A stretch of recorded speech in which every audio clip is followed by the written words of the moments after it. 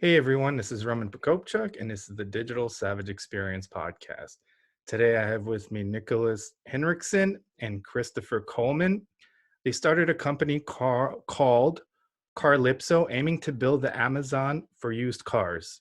It was acquired by Carvana in 2017, and they're currently working on a project which is in fintech, and it is focusing on auto lending in terms of that space, and it is called WithClutch. Thank you for joining me today. Thanks, Roman, for having us. Yeah, so tell me a little bit about your journeys. How did kind of your paths interact or interject, or kind of you cross paths, and how did you end up founding your kind of first company? And what made you guys kind of stick together and found this as well? Great. Why don't I get started? So I'm Nicholas Hinrichsen, originally from Germany, born and raised in Germany. My parents are from Argentina, so it's a little bit of an international mix. I ended up moving to the US in 2011 to go to business school, and that's where I met Chris. We both went to Stanford Business School. I went with a very deliberate intention to go into tech, start a company. And so after spending 2 years at business school and spending a lot of time towards the end of business school with Chris, who was a huge car enthusiast, you should ask him about it in a second, we ended up selling all our classmates' cars. So all our classmates approached Chris with the same question: how do I sell a used car? And since I was sitting next to him when they asked the question, we ended up helping our classmates selling their used cars, and then stumbled into building a business. It all started with one of our advisors listening to me and telling me, if you want to make this a business, here's a $50,000 check, and I can tell you the story in more detail later. And then fast forward, we thought we started a car company, ended up selling a software company to Carvana, and now the entrepreneurial bug has bitten again, and we want to go out and start all over again. No, it's awesome, and obviously the partnership was it worked because you started this together too. Is there kind of those things that you're sticking together for certain traits, or how that first business went, or what decided for you guys to kind of tackle this together? Sure. Yeah. Chris, why don't you go with that? Yeah, I'll take a spin at that. Yeah, I think it's a lot of business partnerships start out like you don't actually know how you will react throughout the entirety of circumstances. And so I think as like me and Nick started working together, we just found a good rhythm and working together, and we were very good at very different things. And so we rarely step on each other's toes. And so Nick is just the supreme executor, where put n number of tasks in front of him and he'll get through n+1. And I tend to be more like zany idea focused. And so the combination of those two actually works really well, where Nick tends to be the more like hyper rational executor, and I tend to be the more like off the wall thinker. And then the other thing too is I think like a lot of our business school classmates went through a lot of both ups and downs of starting a business. And I think it's easy, if you have a big ego, to find lots of reasons for things not to work. And I think we just always had the other mentality of, well, there's every reason this should work, and the other person's smart, and we respect their input in so many ways. And so why don't we just think through, like, how can we get to a data-driven, rational answer? And we both have that general alignment. And so that's sort of why things worked well before, why we complement each other well post-acquisition, and why it's worth diving head in again. So kind of obviously the first business went through an incubator. Do you think you could have gotten it as far or gotten it acquired without that incubator? And what are some of the kind of hurdles you overcame to get it acquired? Maybe one of the main things that was a challenge that you kind of overcame. Yeah, Sure. so the incubator was actually not Y Combinator, was Stanford, arguably. Like we started selling our classmates cars, and then I went into a conversation with this advisor I mentioned earlier, asking him for what should I do with my life. I just graduated from business school. I want to do something entrepreneurial. I haven't found a good idea yet. I've been selling these classmates cars. And so we ended up talking 55 out of the 60 minutes about selling cars. And he's like, you don't realize you already have it. Like the thing you should be doing is you should be selling cars, and here's money to make it happen. And then we ended up raising $1.2 million from our professors and lecturers. So arguably the incubator was not Y Combinator for us, but it was our Stanford Business School experience. And then Y Combinator, we did for a very, very concrete reason. We felt like we had product market fit. That means we felt like we had value for customers and we needed to scale the business, and we weren't happy about the progress we were making. And we thought Y Combinator would help us double down. And so Y Combinator did that. The problem is, and this is not Y Combinator's fault, we kind of broke our business by scaling it because a lot of the things we didn't scale, and we didn't find a way to scale them. Plus the value proposition wasn't actually as strong as we thought. And so as a result, at the end of the Y Combinator incubator experience, we did not raise a huge round of capital, which a lot of companies do. We raised, I think, $800,000 mainly from partners at YC, pivoted the business. Like we got a lifeline of another $800,000 to pivot, try something new, and that worked really well. And so then we raised $8 million, I think, 9 months later based on the new business.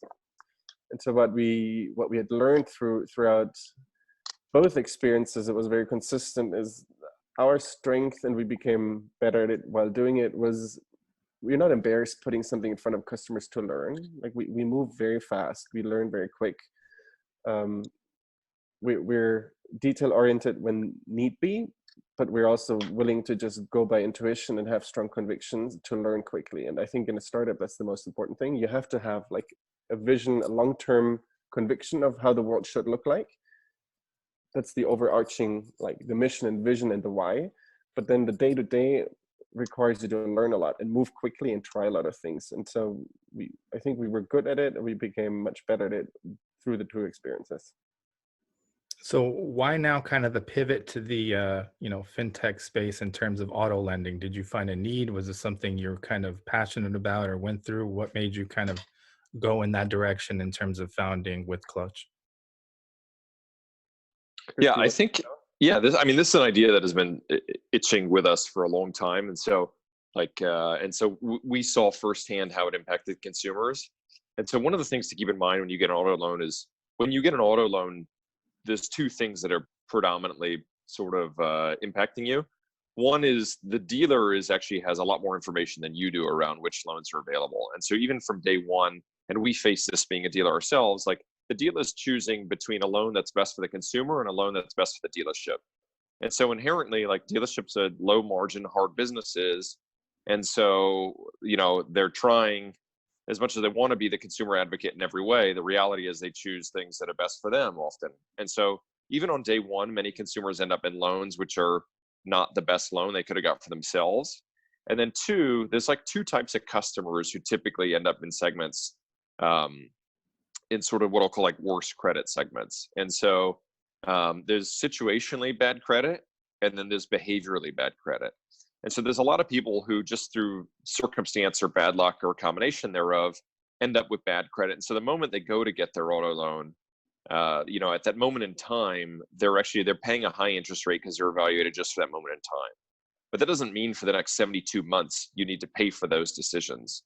Instead, what we saw is, hey, if people are actually good about making their auto loans, they're subsidizing people who are behaviorally bad credit.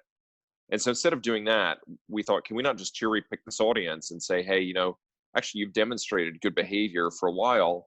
Why don't we reevaluate what your circumstance is now 18 months later after you first chose that car? And so that means we can get you in a better loan in a very seamless way. And that's what really prevented people from doing it before. Like A, lack of awareness, and then B, the process to do it was quite painful. And so people would just continue paying $50 a month too much. But over 72 months, at $3,500 that they're paying in excess interest, and so that's what we really set out to do with WithClutch. Yeah, I agree. I mean, in terms of kind of the car buying process, that's the most painful part, and you're not given obviously the options. You're kind of at the mercy of the finance department, and you don't necessarily know what your choices are, like you said. You've clearly been through it.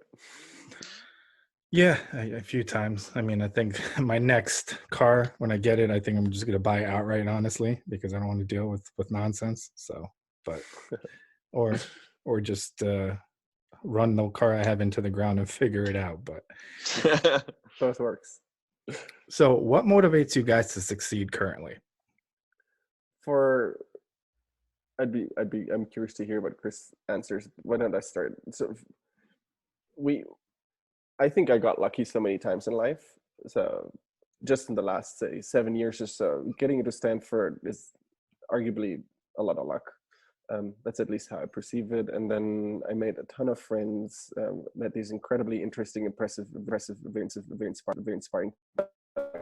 Then at the end of the business school experience, one of our lecturers said, "You guys need to understand, you have this incredible plan B. Like, you can take any job in tech or in consulting if you want to with your resume out. So your responsibility is to try to have impact, do bigger things, start a company, for example, and be impactful, because if that works out, you have this incredible upside, and you're always have good downside protection." And so back then, I got into the car space opportunistically and quickly changed my view to, this is just a really bad customer experience as is, and I think the world deserves a better experience. And so that's what motivated me back then. Over the course of running our own company in the last 3 years, being an employee at Carvana, I've had the chance to interact with segments of the population that I don't know very well, because admittedly I live a little bit in the bubble in San Francisco. A lot of people in the US struggle with their finances, personal finances. A lot of people have challenged credit, and it's very, very difficult to get out of bad credit. It's actually a downward spiral. Once you have bad credit, life just becomes harder. And I think that's incredibly unfair. And so what motivates me today is to like use my time in order to help people who are in less fortunate situation than I am, and then hopefully address this ever-widening income inequality gap, if that makes sense. Yep, that makes sense. What about you, Chris? For me, I think it's two things. One is like it's the intersection of my personal development and learning with something that I find meaningful. And so like meaning can come in a lot of different ways. Like whether, for me, it's whether, scientific achievement, helping individuals, feeling like I'm producing a product that brings joy. Like I worked at a supercar manufacturer, and everybody could say that's just, for vain rich people. But the reality is I think it's for little kids in more ways than not. Like it's about bringing out the tiny kid and just joy in adults. And so for me, it's really where those two things come together. So I'm always looking for a new challenge and something to sort of push myself in new understanding and a new challenge to take on. And then two, I've got to believe in the underlying product itself. So like I don't think you could get me at a tobacco company. And so those are the things that drive me. Yeah, I think it's important in terms of those motivations and constantly redefining yourself, because I think most founders, when they exit or sell a first company, they usually do something else. They don't usually like go retire and sit on the beach. They usually, try to combat something else, and think it's constantly important in terms of kind of personal growth and personal gratification and having a meaningful life when you find another project or something you're passionate about and try to undertake that as well. Yeah. I mean, beaches are great, but only for a few days. Right? Like, Yeah, they do get, I was in Hawaii for like 2 weeks. I have family there actually in the North Shore of Oahu. I think I can permanently relocate there for a while, but I don't know how I can be on an island for more than a year or two. So Right. It feels like a pandemic when you're locked in, huh? Yep. I think if this was like, let's say 10, 20 years ago, it'd be a little different dynamic. But in terms of the advancements in technology and social media, it's a little bit easier in terms of communication. Agreed. So what's one thing you guys may have seen as weaknesses in yourself in the past that you've turned around and utilized as a strength today? I know obviously you said both of you do certain things well and kind of, complement each other. What are some of the things you may have seen or, maybe struggled with that you've realized and kind of now used to your benefit? That's a good question. There's a lot of weaknesses we could talk about. I think there's two things worth mentioning for me. I'm curious what Chris has to say. So, and Chris will not recognize that side of me, so I think this will be fun. I used to be incredibly detail oriented. Like when I was in college, I did these jobs where I would spend lots of time in spreadsheets and was optimizing things. And like I got a kick out of just getting everything right. And so even as part of my business school application, I think I wrote that I often get sucked into details and lose sight of the big picture. um, that doesn't work very well in early stage startups because you wear tons of different hats and you're not looking for like optimization, little improvements. You look for step change, very binary outcomes. Does a customer want what I have? Yes or no? And so I think the startup experience pushed me towards a direction where I'm looking for the big step changes rather than optimizing for the details. And so I think now I ended up at a place which is at the very other end of the spectrum where I prefer outsourcing tasks that need a lot of attention to detail to other people who still get a kick out of it, who are much better at it than me. And I think I'm spending my time most efficiently on tasks where we just need to figure out whether this works, yes or no. Does that make sense? Yep, it does. Yeah, I think for me, I think I want to get to I talk out loud for everything that I'm thinking through, and I think that can annoy other people, and so that's one thing that I've just learned to temper internally, and that's a small one. The other thing I would say is I used to be sort of over optimistic, and so when we first started our business, everything had to go right for us to make money, and the reality is you can't count on everything going right. And so like getting to this endless optimization of if we only get another 5, another 10, another 20% here, it will work out. And to me, it was so obvious it was going to happen. And then yet it never happened. And so I think like I've grown a healthy skepticism of like, hey, opportunities that I think I want to pursue are more around those where there is some forgiveness for getting some of these things wrong and being able to account for more slack in the system rather than this like perfection of optimization that I had sort of built my expectations around. And so now I think I'm a little more realistic and a little more tempered in how I think about what to pursue and why to pursue it and how to accommodate for like just these known issues that always pop up. Yeah, that makes sense. So what's one piece of advice you guys can give for the audience, personal or professional, something maybe that you've seen in terms of when you founded your company for someone to avoid in terms of a pitfall, anything personal, things of that nature? I think the two are actually incredibly related, and that's also my advice here. When you start a company, your company becomes your identity. Chris and I think that's true for every fund, we ended up working so much, and we went to bed thinking about the company, we dreamt about the company, we got up in the morning thinking about the company. Early stage, you have so many little failures and you forget celebrating the little victories and wins, successes. And so I think different people need to do different things, but I personally know for myself, I need to put effort into avoiding that my identity becomes my company. Otherwise, everybody's happy on weekends and celebrating birthdays. And I don't feel happy because the company is in one of these phases of the roller coaster where we're struggling. So if you can, for me, it means working out. For me, it means meditating. For me, it means spending time with friends.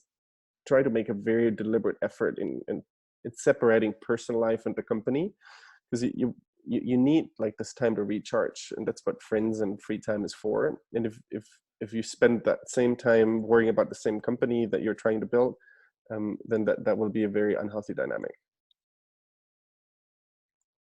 Yeah, and one other thing I would echo is just these things always take time. Like everybody reads about them. It's hard. It's easy to put pressure on yourself thinking, man, that was just an overnight success story. And, why can't I do that? And continually be comparing yourself to other people and obvious stories. But the truth is the stories are always non-obvious.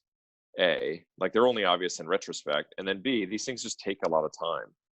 And so like when you commit to doing something, you should almost have a 10-year life cycle of like, I want to do it for these reasons. This general purpose is meaningful. I'm going to be walking towards there, and sort of you need to do a combination of like sprint where there's rewards and slow down where you have high degree of uncertainty. And so like both of these paradigms exist. They're simultaneously frustrating, but like just take a big step back. Remember that anything great worth building takes time to build. Yeah, I agree. And obviously, like you said, I think it's the long game, and people often just see the successes of certain companies or certain people and kind of that social media effect. So you just see the highlight reel, basically. You don't see all the long hours or sleepless nights or all the struggles that companies had to go through to kind of grow and get to where they were, get to where they are. Right. Yeah. And I think people forget too that like a lot of the value of any company is created like in the later stages, right? Like, and so like people look to Facebook as getting public as a big story, but the reality is they've added, 500 billion in market cap since that point. And so like that's where the major leverage has been, going from big to even bigger. Yeah, I agree.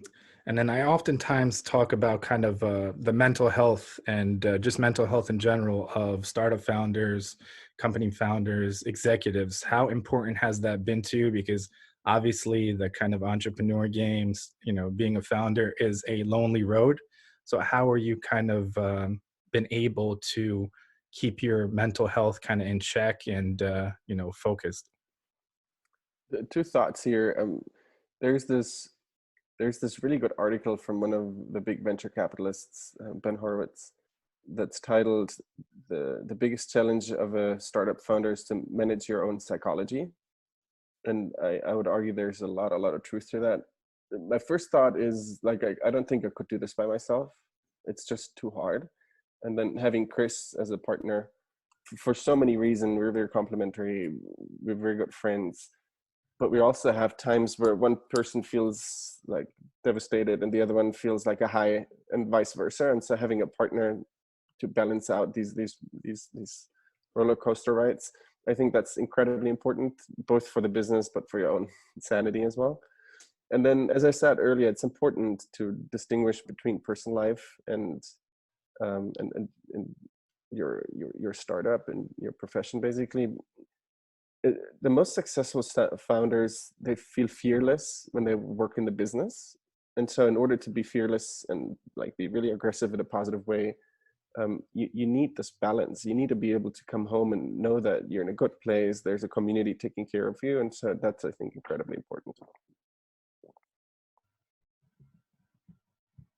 Yeah, I mean, I think, like you said, that's correct, and I think that direction because, like I said, in terms of mental health, I think and outside of founding a company or running a company, mental health is kind of a overlooked thing in the United States and globally, and where people are going through. So I think it's important to kind of be the best you can be, and like you said, separate that personal and professional, so you can be the best leader and then the best person to your friends and families and those around you as well.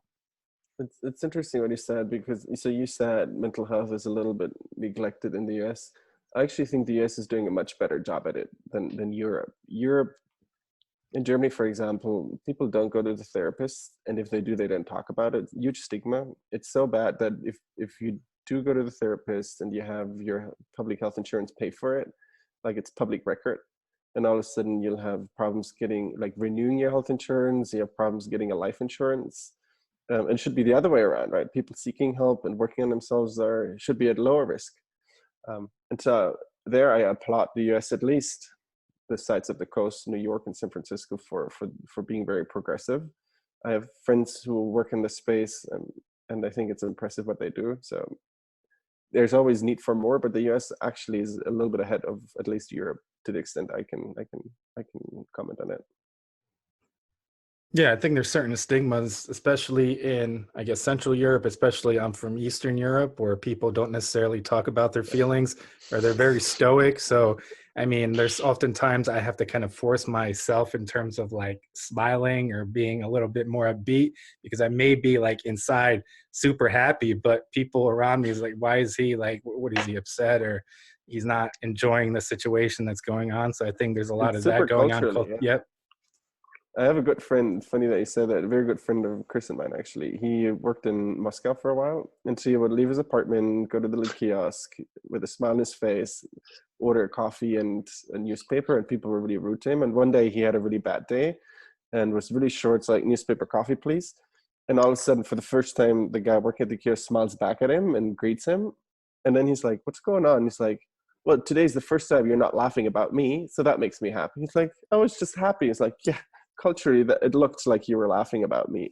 I'm like, he's like, no. So yeah, it's very, very different in different cultures.